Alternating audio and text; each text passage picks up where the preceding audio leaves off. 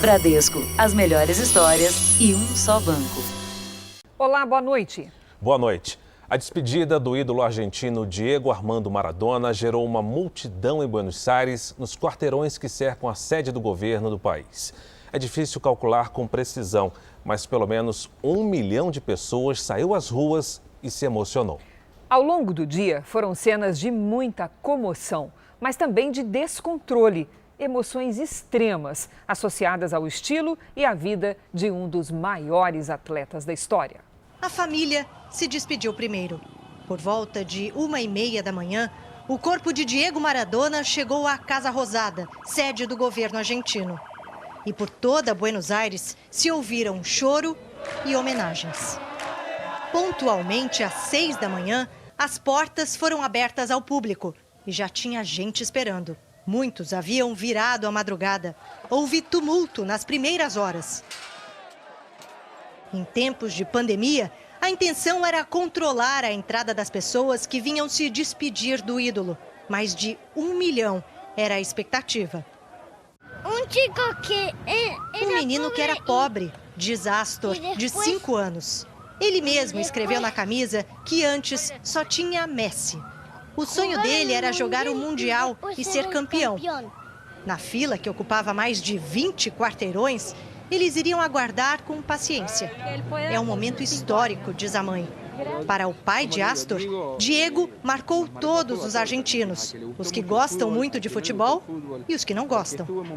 Dentro do Palácio Presidencial, torcedores se emocionaram. Mas a paixão pelo herói trouxe uma multidão grande demais para a Casa Rosada.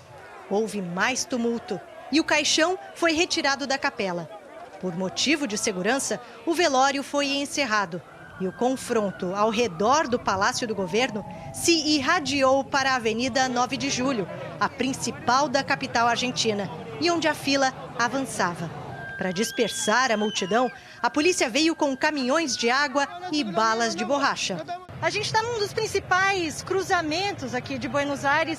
A polícia bloqueou uma das entradas ali e ainda está jogando bombas de efeito moral, bombas de gás e também bombas com estilhaço. A nossa equipe foi atingida. E por causa de confrontos como esse, o cortejo foi antecipado. O enterro de Maradona é realizado agora no início da noite na periferia de Buenos Aires. Maradona está sendo sepultado junto aos pais. Veja agora outros destaques do dia. Família e assessores denunciam demora no socorro a Maradona. Erro humano pode ter causado acidente que matou mais de 40 pessoas em Estrada Paulista. Brasil cria quase 400 mil novos empregos em outubro. Chuva inunda ruas e arrasta carros no interior de São Paulo.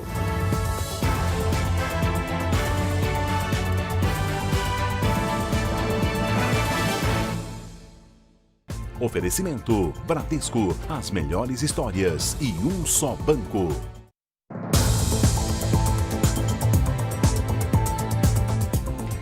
As 41 vítimas do acidente envolvendo um ônibus e um caminhão foram enterradas hoje. A maioria em Itaí, no interior de São Paulo. Segundo a polícia, tudo indica que o ônibus que provocou a colisão frontal não apresentou falha mecânica. Sônia é uma das sobreviventes do acidente. Ela perdeu a mãe e o marido. A irmã e o primo estão internados. 5 pessoas de uma família que trabalhavam juntas na mesma indústria têxtil. Eu estava dormindo, eu não vi. Eu acordei com aquilo tudo já acontecido. Aí eu olhei para trás assim, estava tudo sem banco, aquele fundo do ônibus todo aberto. O marido Rony teria protegido Sônia antes da batida. Eu acho que ele se jogou do meu lado para não me atingir. Salvou minha vida, mas era para nada disso ter acontecido, né? Se não fosse a ultrapassagem, né? Se não fosse a pressa. Os investigadores tentam esclarecer o que provocou a colisão entre o ônibus e o caminhão. A polícia vai comparar os depoimentos de sobreviventes e de outras testemunhas com a versão apresentada pelo motorista do ônibus. São as versões que houve uma tentativa de frear e não funcionou, que não houve a tentativa de frear e simplesmente uma ultrapassagem no local proibido. Indica para que não tenha sido uma falha mecânica. Mas eu não tenho como afirmar isso sem um laudo na mão. Uma nova perícia foi feita no que restou do ônibus. A empresa de transporte era clandestina e rodava ilegalmente desde outubro do ano passado. O ônibus corria mesmo um pouco, era agitado o ônibus, né? Meio apavorado no volante corria também. bastante. Inclusive, passo na rua da minha casa. Às vezes eu ouvia o zumbido do ônibus e eu até sentia mal. Márcio, um dos trabalhadores mortos, sempre se queixava dos riscos no trajeto entre as cidades de Itaí e Itaguaí, no interior de São Paulo. Todo dia ele reclamava, todo dia o ônibus quebrava, todo dia. A empresa, por meio do advogado, no primeiro momento disse que o ônibus era rateado, contratado pelos próprios funcionários. Não. Só uma fachada, era eles que pagavam. Ponhava no lerite, como se descontasse de nós, mas na verdade não descontava. Era o patrão quem pagava o ônibus. E no final da tarde, famílias se reuniram no cemitério de Itaí, cidade com o maior número de trabalhadores que morreram.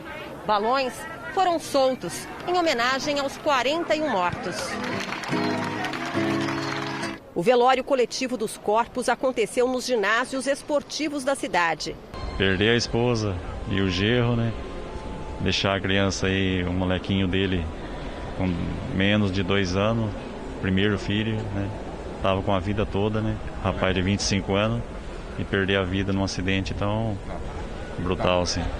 A Star Fretamento e Locação afirmou que toda a documentação do ônibus envolvido no acidente está em dia e que está ajudando as vítimas e auxiliando com a investigação. A empresa Status Jeans também disse que está prestando auxílio aos parentes das vítimas e colaborando com as autoridades. Todos os nossos sonhos interrompidos por uma imprudência. Não só os nossos, mas todos nós que estávamos dentro do ônibus. Foi horrível, somente quem sobreviveu sabe. Um desentendimento entre crianças no playground de um condomínio virou caso de polícia no Rio de Janeiro. A mãe de um dos meninos entrou no meio da discussão e, em vez de acalmar os dois garotos, acabou agredindo o filho de 7 anos de uma das moradoras do prédio. Eu recebi uma ligação de uma amiga minha que mora no mesmo condomínio, que ela falou: Amanda, desce correndo que seu filho está sendo agredido. Eu vendo aquela cena cheio de crianças, o meu filho estava encostado. Eu olhei para ele nessa hora e eu abaixei e perguntei para ele: meu filho, a mamãe está aqui. Ela te bateu? Ele, na mesma hora, ele olhou para ela e ele balançou a cabeça dizendo que não. E aí eu senti na hora que o olhar dele estava me dizendo outra coisa. A mãe se emociona ao lembrar das cenas que viu no circuito interno do condomínio onde mora, na zona norte do Rio. O filho de 7 anos aparece nesse vídeo. Uma vizinha dá um tapa no menino. A agressora ainda manda o próprio filho fazer o mesmo. Ele recua, mas, segundo testemunhas, é obrigado a bater mais. A mulher teria começado as agressões depois de um desentendimento entre as crianças, que brincavam de skate na quadra. Ela, com toda a calma do mundo, dizendo que em nenhum momento ela bateu no meu filho, dizendo que nunca faria isso com uma criança. Outra moradora do prédio que tentou apartar a confusão também ficou machucada. Eu vi a sensação de alguém correndo atrás de mim quando eu virei, aí ela começou a me agredir. A briga de condomínio virou caso de polícia. A agressora pode responder por lesão corporal, injúria e violência contra incapaz. A defesa dela diz que vai entrar com uma ação por uso indevido da imagem, por causa da divulgação do vídeo. A mãe do garoto agredido diz que ele não consegue esquecer o que aconteceu. Porque hoje eu não estou comendo, eu não estou conseguindo nem respirar direito, porque essas imagens não saem da minha cabeça. O meu filho está super assustado e eu não sei te explicar o sentimento que eu tô. Em São Paulo, clientes que pagaram adiantado pela festa dos filhos antes da pandemia ficaram sem comemoração e sem o dinheiro. Aponte a câmera do seu celular para o nosso QR Code e veja alguns cuidados que você deve ter na hora de contratar esse tipo de serviço. Era uma cena assim que a Tayane imaginava quando pagou R$3 mil em fevereiro para a festa da filha, que seria em julho. E esse desejo tinha fundamento. No ano passado, a comemoração realizada pelo mesmo buffet tinha sido perfeita. Mas aí veio a pandemia e a Tayane precisou reagendar a festa. E ela começou a exigir um valor para estar remarcando a festa. Eu paguei a taxa porque ela falou que se eu não pagasse não teria remarcação de festa. Ficou um valor de R$540. Daniela e Roberto também pagaram adiantado pela festa de 7 anos do filho Cauã. A última conversa da Daniela com a dona do buffet foi em março. Desde então, ela nunca mais conseguiu contato. Foi aí que o casal descobriu: havia mais pessoas na mesma situação. Com o passar do tempo, nós fomos acompanhando a página do buffet nas redes sociais e aí nós vimos que outras pessoas começaram a reclamar também. Nenhum dos telefones do buffet atende. O imóvel onde o negócio funcionava está fechado e disponível para aluguel. A informação dos vizinhos é de que já há alguns meses o lugar está vazio. Pelo menos 12 famílias se dizem lesadas pelo buffet infantil. O caso chegou à delegacia. Para este advogado, os indícios são de estelionato. Numa situação onde o prestador de serviços vende um serviço, cobra antecipadamente por ele e depois desaparece e não presta serviço, pode estar ocorrendo aí um estelionato e os consumidores têm que proceder mediante queixa para abertura de processo criminal. As crianças estavam ansiosas, né, pela festa, tudo, então é muito triste, né? Nossa produção tentou contato com os donos do buffet, mas eles não retornaram nossas ligações. Agora vamos falar sobre a pandemia. O governo de São Paulo recomenda que as pessoas evitem aglomerações nas festas de fim de ano para diminuir o contágio pelo coronavírus. Segundo a Secretaria de Saúde do Estado, o número de internados com a Covid-19 em UTIs cresceu 22% nos últimos 15 dias. Hoje, o Estado tem metade dos leitos de UTI para pacientes com a doença ocupada. Na Grande São Paulo, são 57%. Ainda não é uma situação emergencial e, na última semana, o número de mortes teve queda de 15%. O que preocupa as autoridades é a velocidade da transmissão do vírus, principalmente com a proximidade das festas de final de ano. Por favor, orientem seus filhos, seus amigos, seus parentes, para não fazerem aglomerações neste final de ano. Vamos deixar para comemorar, celebrar festas de final de ano, festas de Réveillon, festas de Carnaval, outras festividades, depois de termos a imunização. Vamos aos números de hoje da pandemia no Brasil. Segundo o Ministério da Saúde, o país tem mais de 6.204.000 casos da Covid-19. São mais de 171 mil mortos. Foram 691 registros de mortes nas últimas 24 horas. Também entre ontem e hoje, 15 mil pessoas se recuperaram. No total, já são mais de 5.528.000 recuperados e mais de 504 mil pacientes em acompanhamento. O laboratório AstraZeneca e a Universidade de Oxford afirmaram hoje que vão fazer um estudo adicional com a vacina que desenvolvem contra a Covid-19. A decisão vem depois de uma reportagem em um jornal americano levantar dúvidas sobre a taxa de eficácia da vacina. Na pesquisa já divulgada pelo laboratório, algumas pessoas haviam tomado 2 doses do imunizante, enquanto outras receberam apenas 1,5 dose, com resultados diferentes. Com a nova pesquisa, vai ser possível ajustar a dosagem e a eficiência. Por enquanto, a taxa média de imunização é de 70%. A vacina de Oxford é uma das principais apostas do governo brasileiro contra a doença. A Suprema Corte Americana proibiu o estado de Nova York de impor restrições a igrejas e organizações religiosas devido à pandemia. Por 5 votos a 4, o tribunal atendeu ao pedido de igrejas e sinagogas da cidade de Nova York. Os juízes entenderam que não há evidências de que as organizações religiosas tenham contribuído para a disseminação da Covid-19. A norma derrubada do governador Andrew Cuomo previa a capacidade de 25%, limitada a no máximo 10 pessoas em serviços religiosos nas áreas mais atingidas pela doença. A decisão foi a primeira de peso da Suprema Corte, desde que a maioria conservadora no tribunal foi reforçada pela juíza Amy Coney Barrett, indicada pelo presidente Donald Trump.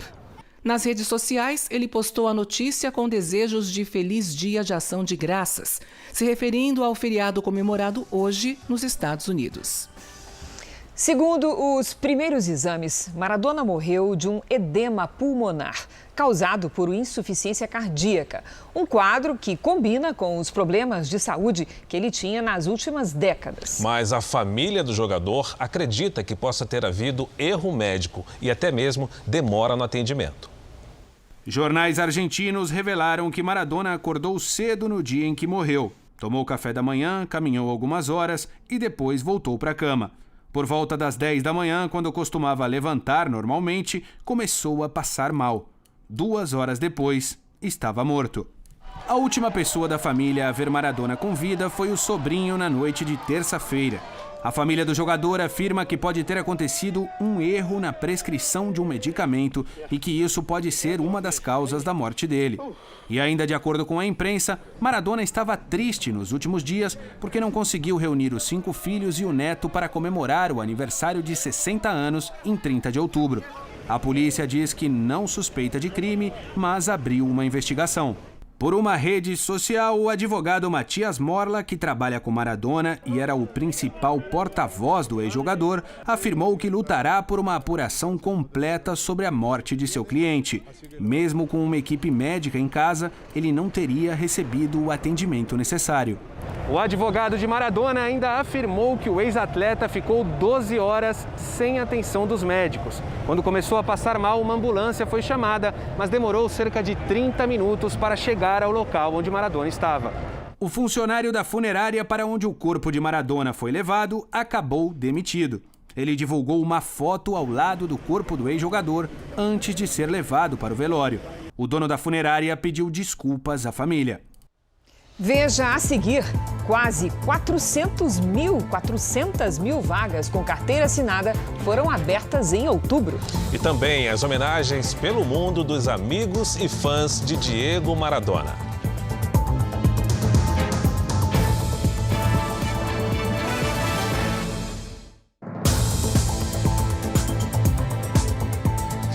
O Brasil criou quase 400 mil vagas com carteira assinada em outubro. O número aponta para uma possível superação das demissões causadas na pandemia até o fim deste ano. O país chegou ao 4º mês seguido de saldo positivo no CAGED, o cadastro que mede o emprego com carteira assinada. Em outubro foram abertas quase 395 mil novas vagas, números comemorados por vários setores, como o da construção civil. Geramos aproximadamente 140 mil novos empregos nesse período, de janeiro a outubro, e se nós ainda agregarmos a isso os empregos indiretos, teremos uma importância vital para a retomada das atividades normais na economia. Mas o saldo entre contratações e demissões este ano continua negativo. A expectativa de integrantes da equipe econômica ouvidos pelo Jornal da Record é de que os números passem a ser positivos com os dados de novembro. A previsão é de que os setores de comércio e serviços continuem puxando a geração de empregos. Se terminarmos o ano com 0 perda de empregos no mercado formal, terá sido um ano histórico para a economia brasileira. Eu acho que a notícia é extraordinária.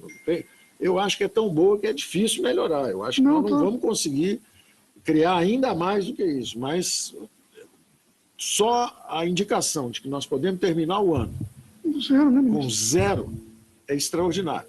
Em evento no Palácio do Planalto, o presidente Jair Bolsonaro também comemorou os números do CAGED. Desde julho, agosto, setembro, tivemos superávit, saldo positivo no CAGED. Tivemos mais emprego do que desemprego.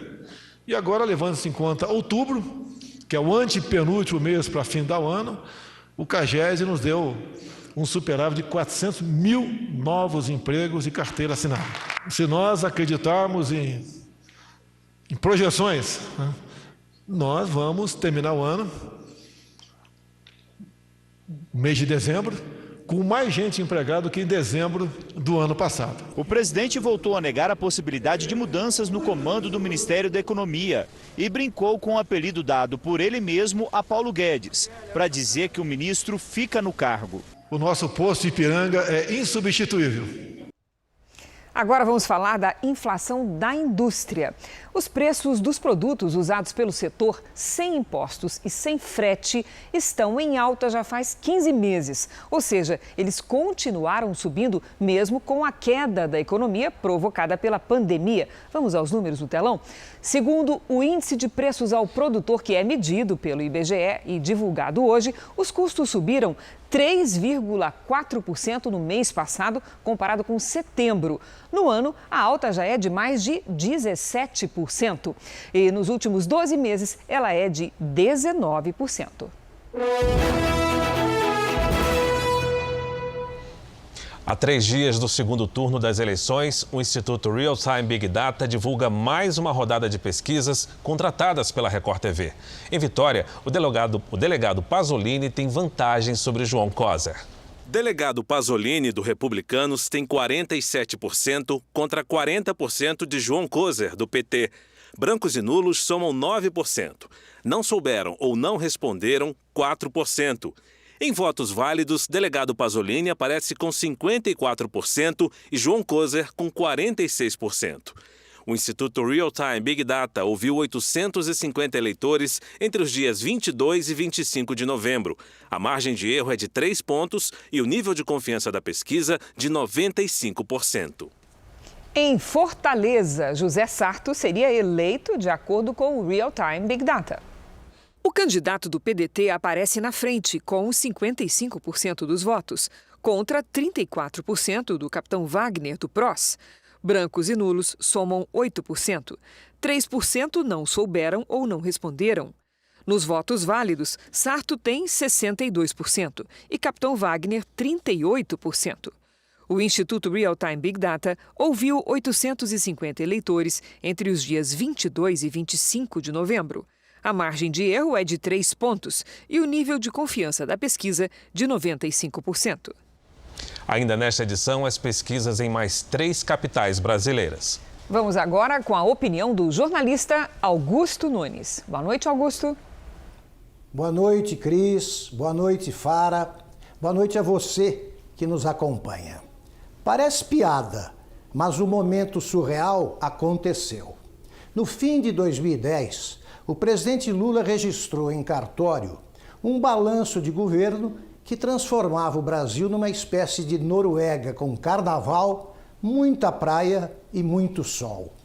Os pobres haviam ingressado na classe média. Todos os brasileiros tinham direito a 3 refeições por dia. E as carências restantes seriam logo removidas pelo petróleo do pré-sal. Passados 10 anos, essas fantasias vêm sendo desmontadas pelos próprios candidatos esquerdistas às prefeituras das capitais. Todos tentam tapear os eleitores com promessas que Lula e depois Dilma juraram ter concretizado. Se os milagreiros de botequim virarem prefeitos, por exemplo, haverá casa, comida e emprego para todos. O transporte será gratuito. Os sem-teto terão teto e os sem-terra terão terra. As aposentadorias ficarão mais gordas, os impostos serão reduzidos e o mundo vai saber que o paraíso é aqui. As coisas se complicam quando os vendedores de nuvens são convidados a revelar de onde virá o dinheiro para o financiamento de tais assombros. Nenhum deles consegue gaguejar a resposta. Isso porque, como sabe todo eleitor sensato, a resposta não existe. Ainda nesta edição, temporal provoca alagamentos e arrasta carros no interior de São Paulo. E a despedida dos fãs ao ídolo Maradona. É muito difícil despedir-se dele. É muito difícil. ¡Te quiero, Diego!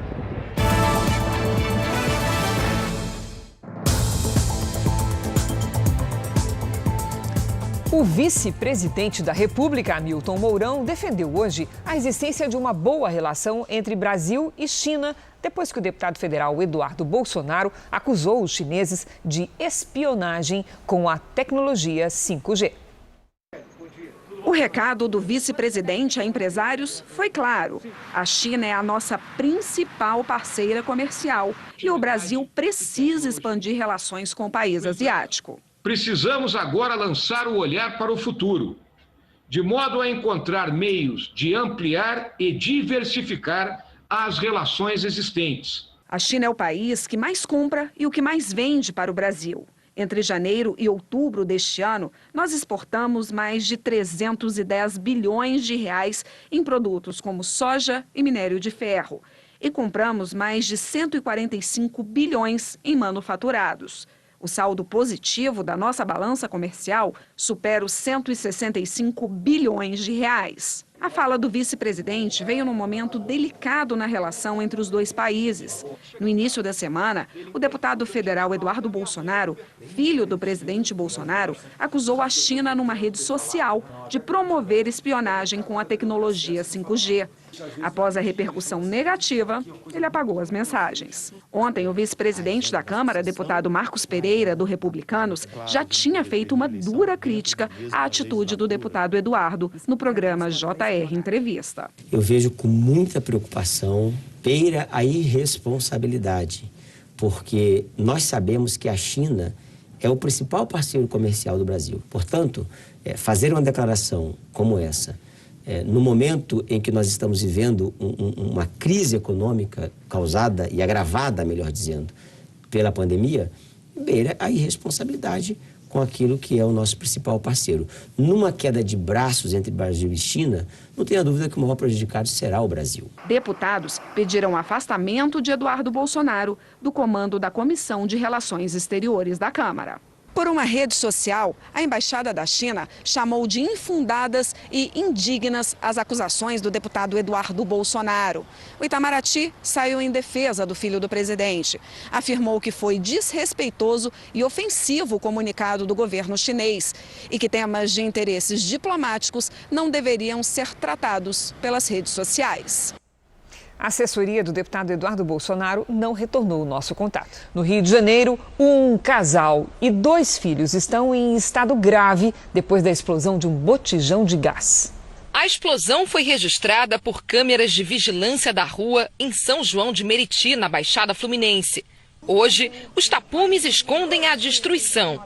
Tudo aconteceu no primeiro andar da casa e deixou 8 pessoas feridas, 4 da mesma família. Da janela eu vi a mãe e as crianças correndo. Então, imediatamente eu desci as escadas, abri o portão e saí correndo atrás dela. E eles estavam bastante queimados. A mãe, principalmente, a menininha. Maria Eduarda da Silva, de 5 anos, e o irmão, Jorge da Silva, de 8, estão no mesmo hospital que os pais, Jorge Luiz, de 30 anos, e Jéssica da Silva, de 25. O casal e a menina estão na UTI. O estado de saúde deles é muito grave. A dona do imóvel, de 74 anos, e outros 3 vizinhos ficaram feridos e receberam alta. Vitor se machucou quando a parede do banheiro cedeu. O impacto levou tudo. Parecia aquela cena de filme. A casa fica nesta esquina. A proprietária morava no 2º andar. E aqui embaixo ela construiu 8 kitnets para alugar. 4 ficaram destruídas. A principal suspeita é de que a explosão tenha acontecido por causa de um vazamento de gás num botijão de uma das casas. Vizinhos relataram à polícia um forte cheiro de gás antes da explosão. Alguns cuidados ajudam a evitar acidentes como esse. O botijão deve sempre ficar em pé, nunca deitado. Não faça nenhuma extensão na mangueira do gás. Quando fizer a troca, recuse botijões que não estejam com o lacre da distribuidora. E não deixe o botijão em locais fechados. O botijão de gás é um dos maiores perigos dentro de uma residência. A prevenção, nesse caso, a forma mais segura e única de se evitar é colocando o botijão fora da residência. A Polícia Federal cumpriu hoje 13 mandados de busca e apreensão em São Paulo, Rio de Janeiro e Brasília, na 13ª fase da Operação Descartes, que investiga crimes contra o sistema financeiro. Dessa vez, os alvos foram 3 diretores de uma corretora que atuava no mercado financeiro para uma seguradora federal. Eles fariam parte de uma organização especializada em gestão fraudulenta e lavagem de dinheiro. Juntos teriam desviado mais de 28 milhões de reais por meio de contratos superfaturados. A Justiça determinou o sequestro de bens e valores que passam de 27 milhões de reais. Entre eles, um imóvel no Rio de Janeiro avaliado em mais de 5 milhões de reais. Empresas abertas em nome dos 3 suspeitos vão ser investigadas por simulação de contratos. Interessante lembrar também que, em relação a essas empresas que receberam valores da corretora com base em contratos simulados, em contratos fictícios, elas têm aparência de empresas de fachada, né? Porque tem uma capacidade operacional quase inexistente, tinha poucos empregados registrados durante esses anos. Então, elas dão essa aparência de empresas de fachada. A investigação teve apoio da Receita, do Ministério Público Federal e envolveu a quebra de sigilos bancário, fiscal e até delação premiada. Os suspeitos, por enquanto, vão responder em liberdade por crimes contra o sistema financeiro nacional. Na região metropolitana de Salvador, as polícias civil e militar prenderam foragidos da justiça e cumpriram mandados de prisão contra traficantes que comandavam ações criminosas de dentro da cadeia. Logo cedo, a polícia já cercava os imóveis onde os mandados seriam cumpridos. A maioria se escondia em bairros à beira do Mangue, em São Francisco do Conde, cidade na região metropolitana de Salvador. Durante toda a manhã, os agentes vasculharam ruas e vielas do município, onde conseguiram cumprir 12 ordens judiciais, todas de foragidos da justiça. Segundo as investigações, eles atuavam em 2 facções que rivalizavam pelo controle do tráfico de drogas no entorno da capital baiana. Um suspeito morreu em confronto com a polícia. Aqui em Salvador, 3 mandados de prisão foram cumpridos dentro do próprio complexo penitenciário. São líderes do tráfico que, mesmo atrás das grades, continuavam comandando a atividade criminosa. Eles foram transferidos hoje mesmo para outra unidade prisional, onde o controle é mais rígido. Um dos líderes é Antônio Dias de Jesus, o Colorido. Além do tráfico, tem participação em homicídios e roubos a bancos. Segundo a polícia, é também um articulador no transporte de armamentos para a Bahia. Nosso foco era exatamente impactar positivamente com a desarticulação desses 2 grupos em vistas das situações que eles vinham cometendo, não somente naquela cidade, mas nas disputas em pontos de tráfico, ocasionando mortes, ações de crimes contra o patrimônio. Foi enterrado hoje no Rio de Janeiro o corpo de Fernando Vanucci. O velório foi na sede do Botafogo, Clube do Coração de Vanucci. O sepultamento aconteceu no cemitério Jardim da Saudade, na zona oeste da cidade. Criador do famoso bordão "Alô você", o jornalista tinha 69 anos e morreu na terça-feira após sofrer um infarto em Barueri, na Grande São Paulo, onde morava. No interior de Goiás, 4 idosas foram atacadas por um enxame de abelhas enquanto pescavam. Uma delas está internada. Foi um susto. No hospital de Britânia, as mulheres receberam os primeiros socorros. Uma das mulheres está internada e passa bem. Segundo essa alergista, elas tiveram muita sorte. A partir do momento que eu tenho uma exposição múltipla, ou seja, várias picadas de insetos ao mesmo momento, eu posso fazer uma reação tóxica no meu organismo, levando à liberação de substâncias da parte alérgica que levam a quadros graves. As 4 idosas pescavam às margens do rio quando foram atacadas por um enxame de abelhas africanas, que são venenosas. Elas foram rapidamente socorridas por policiais que passavam pelo local. No momento em que visualizaram uma das vítimas já desfalecida e as demais se debatendo e sem nenhum equipamento de proteção, se investiram contra o enxame para fazer a remoção das pessoas. Já dentro do carro, protegidos, mulheres e policiais viam as abelhas em volta e ouviam o barulho do enxame. Mesmo assim, algumas entraram na viatura. Os bombeiros alertam que anualmente 18 mil pessoas sofrem acidentes causados por abelhas no Brasil. 90% dos ataques são na cabeça, no pescoço. E também utilizem camisetas ou camisas manga longa para se proteger. E o ataque de cobras preocupa autoridades da saúde do litoral paulista. Nos últimos dias, 2 pessoas foram picadas. Uma delas é um caminhoneiro que teve de ficar 5 dias internado e quase morreu.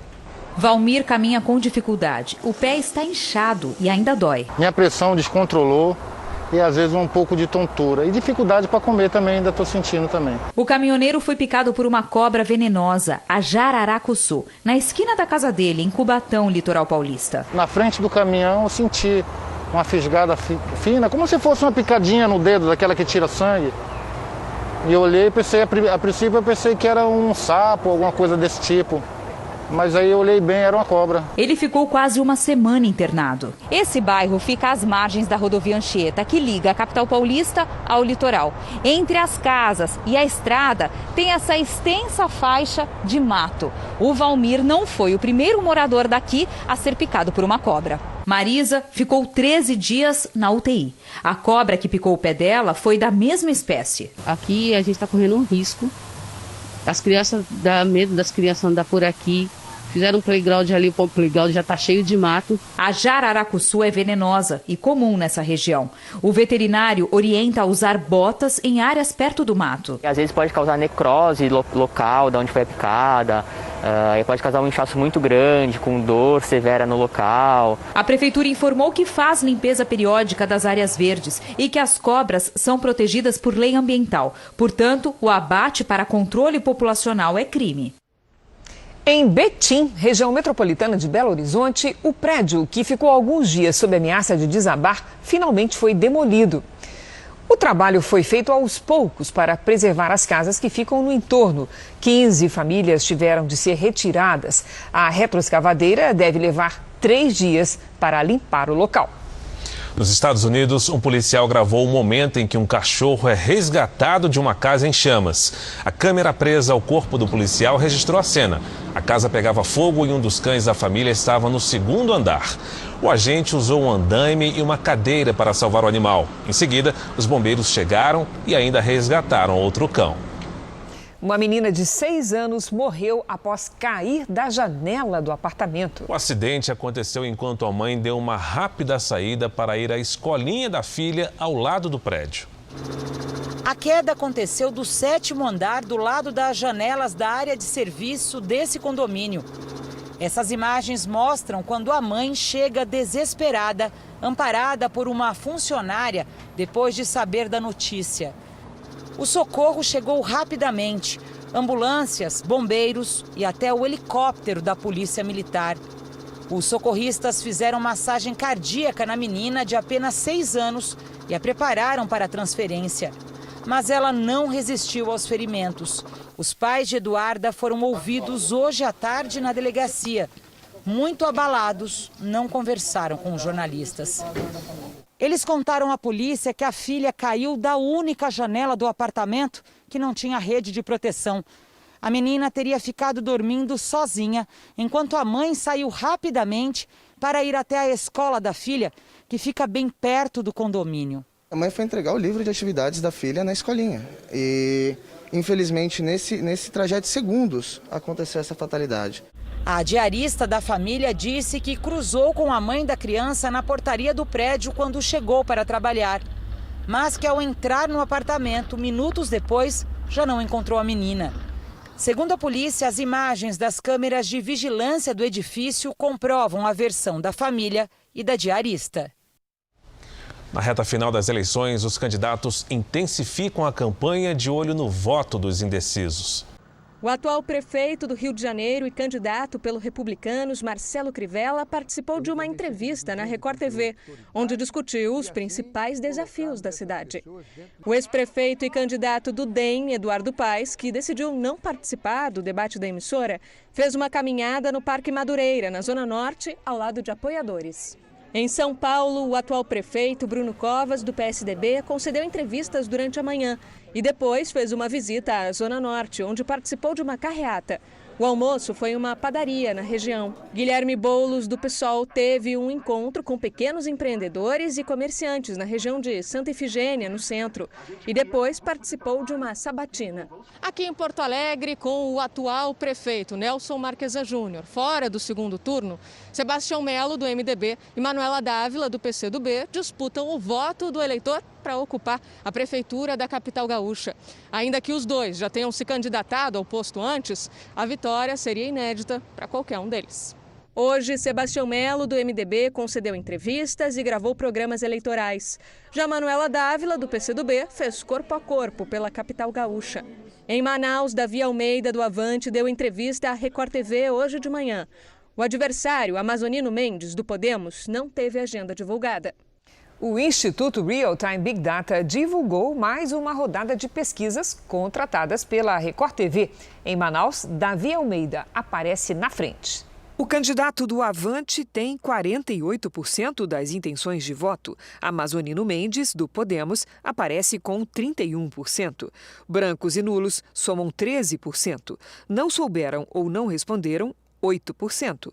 Considerados os votos válidos, Davi Almeida seria eleito com 61% contra 39% de Amazonino Mendes. O Instituto Real Time Big Data ouviu 850 eleitores entre os dias 22 e 25 de novembro. A margem de erro é de 3 pontos percentuais e o nível de confiança da pesquisa de 95%. E em São Luís, há empate dentro da margem de erro. Eduardo Braide, do Podemos, tem 47%. Duarte Júnior, do Republicanos, aparece com 41%. Os candidatos estão empatados no limite da margem de erro de 3 pontos para mais ou para menos. 7% disseram que vão votar branco ou nulo. 5% não souberam ou não responderam. Nos votos válidos, Eduardo Braide tem 53% contra 47% de Duarte Júnior.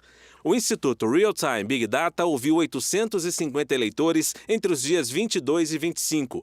A margem de erro é de 3 pontos e o nível de confiança da pesquisa de 95%. Também em Belém, a disputa está indefinida.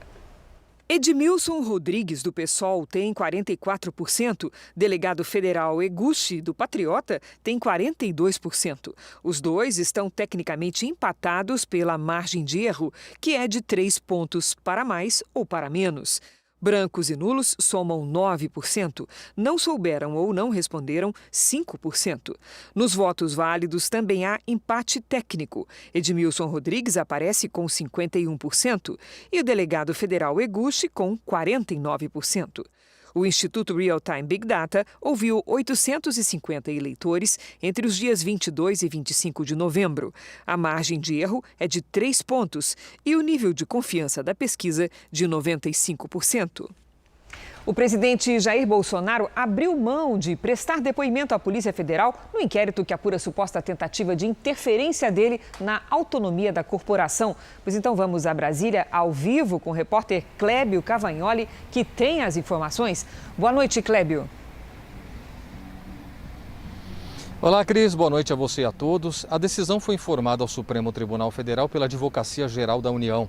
O presidente Bolsonaro também pediu o fim das investigações, paralisadas em setembro, depois de um impasse sobre o depoimento ocorrer de forma presencial ou por escrito, como decidiu o relator do processo na ocasião, ministro Celso de Mello. O plenário do Supremo começou a julgar como Bolsonaro deveria depor, mas não concluiu a análise. Cabe, portanto, ao novo relator, o ministro Alexandre de Moraes, decidir se o caso será concluído. Cris, Fara. Obrigado, Clébio. Uma tempestade deixou o centro da cidade de São Carlos totalmente alagada. Moradores gravaram vídeos mostrando a força da água. Foram 40 minutos de chuva e imagens chocantes. É possível ver vários veículos arrastados pela correnteza. A estátua, em uma das praças da cidade, foi arrancada por um carro. O baú desse caminhão se desmancha.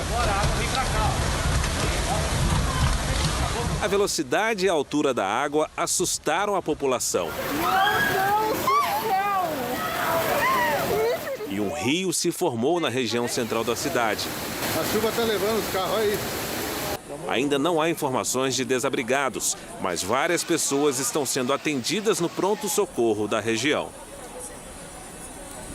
E chegou há pouco à nossa redação um vídeo de 2 pessoas sendo arrastadas pela água em São Carlos. Na imagem, o homem tenta atravessar a rua na correnteza agarrado a uma criança. Os 2 acabam sendo engolidos pela força da enchente. Eles foram resgatados e passam bem. Vamos então conversar com a Mariana Bispo, que está aqui conosco, porque tem mais alerta de temporal lá pela região sul ainda hoje. É isso mesmo, Mariana? É isso mesmo, Cris. Só uma curiosidade, hoje choveu 130 milímetros lá em São Carlos, ou seja, o esperado para o mês inteiro em um dia. As fortes chuvas que atingiram São Paulo são típicas da primavera e se formam por conta do calor e da umidade. Já no sul do país, os temporais são causados por uma frente fria que avança. Entre o Rio Grande do Sul e Santa Catarina, os ventos podem chegar amanhã a 60 quilômetros por hora. Tem alerta para granizo e alagamentos naquela região. Entre Mato Grosso do Sul e o interior do Nordeste, tempo firme abafado. Agora, do sul da Bahia ao Amapá, tem previsão de pancadas de chuvas rápidas justamente por conta dos ventos úmidos que formam nuvens carregadas e faz então chover nessa região. No norte, pancadas e trovoadas a qualquer momento do dia. Em Porto Alegre, chove o dia todo e a temperatura cai, 26 graus amanhã. No Rio de Janeiro, em Belém e em Porto Velho, 33 graus de máxima. Aqui em São Paulo, pancadas isoladas mais para o final do dia e amanhã faz 29 graus. Cris. Obrigada, Mari. Até amanhã. Um ciclone atingiu o sul da Índia com ventos de até 130 km por hora e fortes chuvas. Da Ásia, quem tem as informações é a nossa correspondente Silvia Kikuchi. Bom dia para você, Silvia. Olá, Cris, para todos que nos acompanham. O ciclone Nivar se moveu para o norte do país, mas com menos força. Por onde ele passou, causou inundações. O trânsito, que já é complicado na região, ficou ainda pior por conta das enchentes. O fenômeno também provocou queda de árvores e de energia elétrica. Em maio, quase 100 pessoas morreram depois que outro ciclone, o Amphan, atingiu o leste da Índia. Foi a pior tempestade em mais de uma década na região. Cris, Fara. Obrigada, Silvia. Veja a seguir, jogadores do Napoli entram em campo com a camisa 10 de Maradona. E também a homenagem de Careca ao amigo e parceiro Maradona.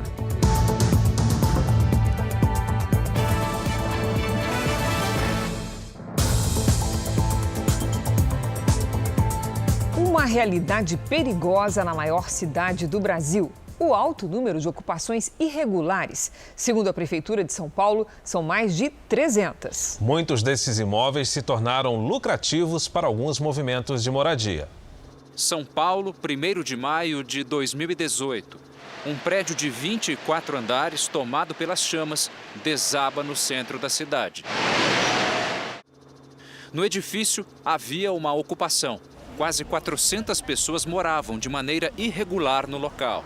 Testemunhas disseram que não havia extintores de incêndio no Wilton Paz de Almeida e que o prédio estava cheio de instalações elétricas clandestinas.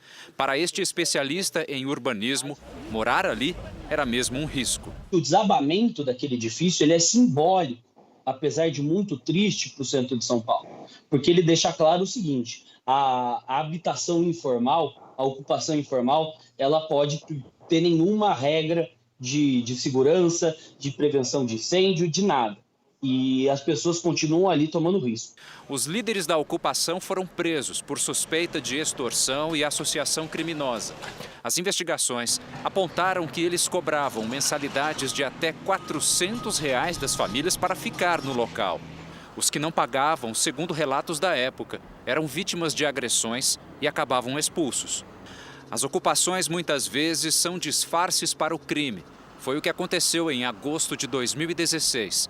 Uma operação da polícia revelou que o prédio do antigo Cine Marrocos, também no centro da capital paulista, era usado para esconder armas de traficantes. O local, segundo as investigações, era também um ponto de distribuição de drogas. Nos últimos anos, as invasões se tornaram frequentes em São Paulo. Neste momento, segundo a prefeitura, são 371 em toda a cidade. Quase 22% delas estão ligadas a movimentos organizados, que transformaram as invasões muitas vezes num negócio lucrativo e violento. A Secretaria de Habitação informa ainda que não sabe se as outras ocupações, que representam mais de 70%, fazem parte de movimentos do sem-teto. Os grupos nem sempre procuram espaços vazios, ameaçam também a propriedade privada. Nesta, integrantes do movimento dos trabalhadores sem teto invadiram a sede de uma construtora. Imagina que eu vou adquirir um imóvel, um empreendedor vai adquirir um imóvel. Então, quando você tem uma ocupação, você espanta mais os investidores de vir aqui para resolver o problema na prática. Tentamos falar com algum representante do MTST, mas ninguém foi encontrado para tratar do desfecho da ocupação da sede de uma construtora. O adeus a Maradona. Durante uma partida do Napoli pela Liga Europa, também houve homenagens a Dom Diego. O jogo aconteceu no estádio que vai ganhar o nome do ídolo argentino. A foto e o nome de Maradona estavam no telão e uma grande bandeira foi estendida. Houve 1 minuto de silêncio e todos os jogadores do Napoli usaram a famosa camisa 10 do argentino, que fez sucesso no clube italiano. A partida terminou 2-0 para o Napoli contra o Rijeka da Croácia. Um amigo especial de Maradona vai se juntar aos milhares de argentinos que moram no Brasil e também não puderam comparecer ao velório do ídolo.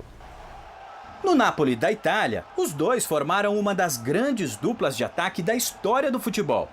Juntos construíram vitórias e uma relação que ia além da amizade. É uma perda assim familiar, né? Não é um amigo comum. Realmente faz parte da minha família, faz parte da minha história. Realmente o carinho era muito grande. São anos de histórias e lembranças. Mas eu tenho assim uma última recordação que nós tivemos junto em Buenos Aires, onde ele me presenteou essa camisa aqui, né, que é da história, né, de 86 do Tito, autografada, e isso a gente tem realmente com carinho. É claro que a gente tem outras camisas assim de jogo, mas não autografada. O Antônio, né, com carinho, realmente é um cara que vai fazer muita falta. Não foi só o Careca que usou a camisa de um dos times dele para homenagear o Maradona. Essa aqui, por exemplo, ó, é do meu filho. E certamente nas peladas que todo mundo joga por aí, teve alguém que tentou fazer um gol como ele. Agora, imagine como estão os argentinos, que estão longe de casa. O Christian abriu um bar em São Paulo, em homenagem ao time onde Maradona se consagrou e terminou a carreira. O lugar de tantas comemorações está mais triste e saudosista. Na Argentina, quando fez os 2 gols para a Inglaterra, esse dia era um dia chuvoso. Como te falo, até hoje ainda me arrepio de pensar como foi o dia. O argentino Martim mora há 4 anos no Brasil. Ele bem que gostaria de participar do velório, mas já que trabalha em São Paulo, vai se despedir mesmo aqui pelo Jornal da Record. Obrigado, Diego, por tudo que fez por nós, por argentino. Obrigado, Diego. Maradona, Maradona, Maradona, Maradona, Maradona, Maradona, Maradona, Maradona, Maradona. E o Jornal da Record termina aqui. E à 00:30 tem mais Jornal da Record. Fique agora com a novela Amor Sem Igual. A gente se vê amanhã. Até lá. Ótima noite para você e até amanhã.